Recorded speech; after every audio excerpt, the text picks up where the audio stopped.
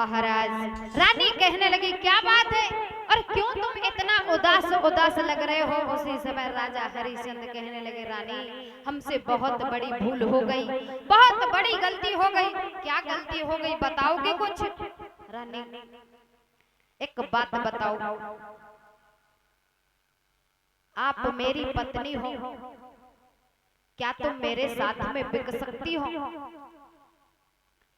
क्या तुम मेरे साथ में बिक सकती हो?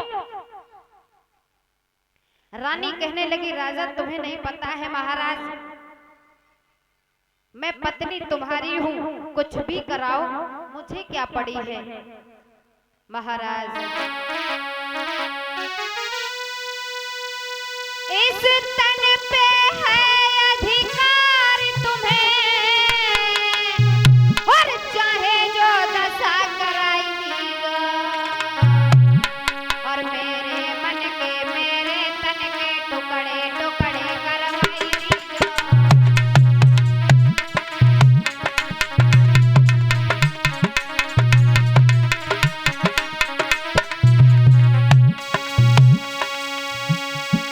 इस तन पे है अधिकार तुम्हें, चाहे जो दशा कराई दीजो, मेरे मन के मेरे तन के टुकड़े टुकड़े करवाई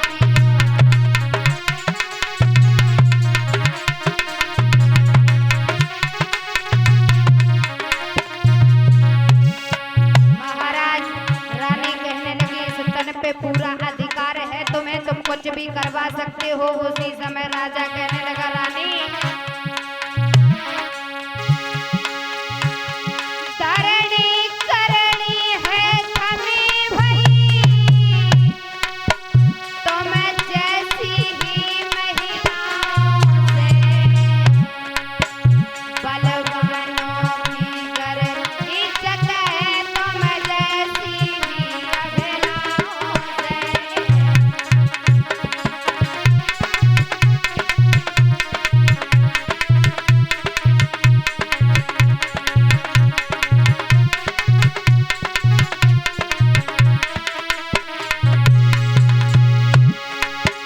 तरणी करनी है थमी भई,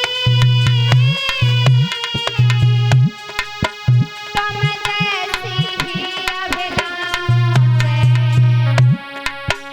बलवानों की कर इज्जत है, तो मैं जैसी ही अबलाओं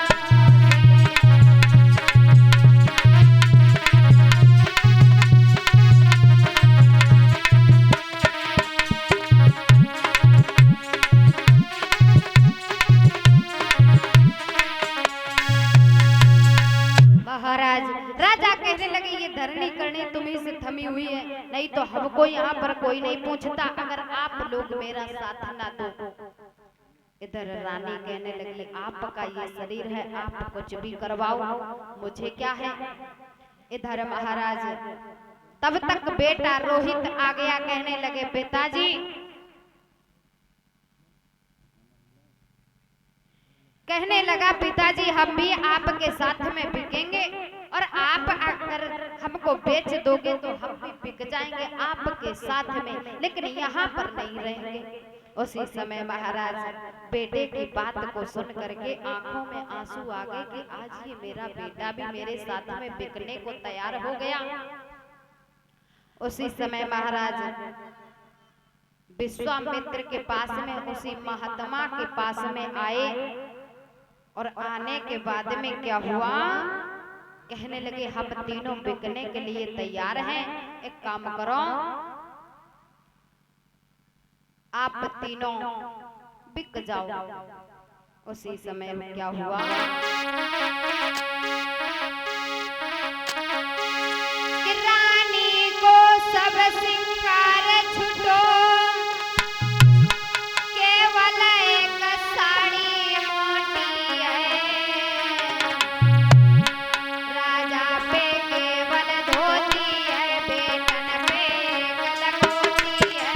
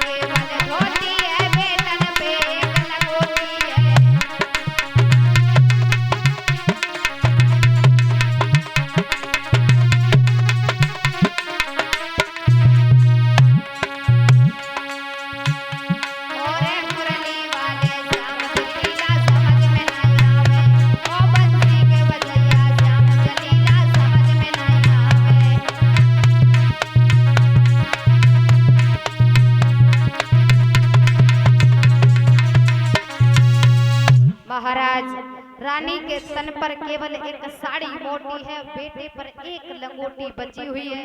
उसी समय महाराज क्या हुआ, विचार करने लगे। विचार ये करने लगे कि अब तो इस महल से, इस राज से निकल जाना है। जब राज्य से निकले तो अपनी राजधानी को देख करके, अपने महल को देख करके राजा भावुक होने लगे और विश्वामित्र वही महात्मा से कहने लगे, मेरी प्रजा को कभी कष्ट मत देना, मेरी प्रजा को कभी कष्ट मत देना। एक ही कहना है हमें तुम्हारा, सिर्फ इतनी बात को मानना, मैंने अपनी प्रजा को एक पुत्र के समान पाल करके रखा है। वही महात्मा कहने लगे, तुम्हारी प्रजा थी तब तक थी, लेकिन अब मेरी प्रजा है, मैं कैसे भी रखूं, तुम कहने वाले कौन होते हो। महाराज उसी समय विचार ये किया, वहां से तीनों प्राणी चले और जब अपनी राजधानी के बाहर आए, दरवाजे के बाहर आए तो क्या हुआ, प्रणाम करने लगे हैं राजधानी को।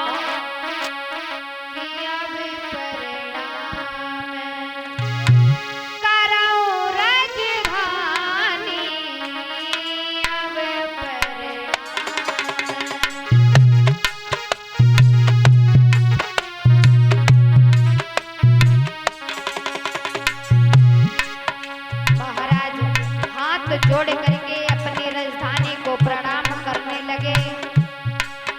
अरे अब प्रणाम करो राजधानी,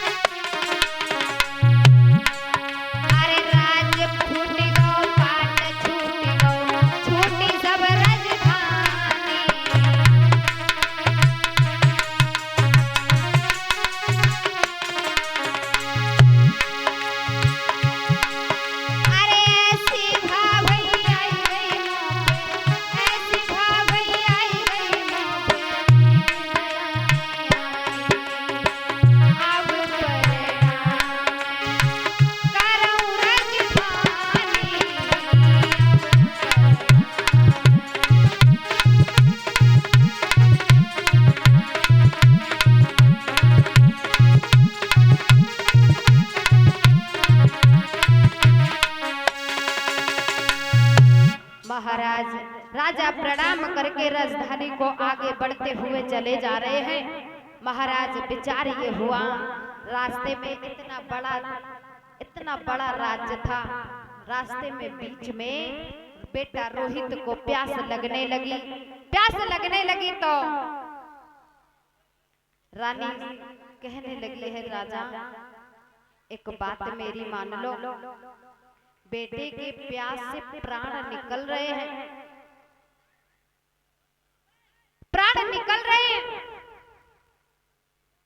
थोड़ा पानी पी लो, जरूर अपना राज्य है तो क्या हुआ, लेकिन थोड़ा पानी पी लो। तुम मत पियो ना हम पिए, लेकिन इस बेटे के आत्मा को देखो, इस बेटे की आत्मा को देखो। महाराज उसी समय क्या हुआ, राजा हरिश्चंद्र कहने लगे, हम अपने राज्य में पानी क्या कुछ नहीं कर सकते हैं, मैंने राज्य सौंप दिया है, इस राज्य में हम अब कुछ नहीं कर सकते हैं। महाराज उसी समय क्या हुआ, चलते चलते काशी नगरी में पहुंचे। काशी नगरी में पहुंचे, तीनों प्राणियों को बेचने के लिए खड़ा कर दिया, खड़ा किया है।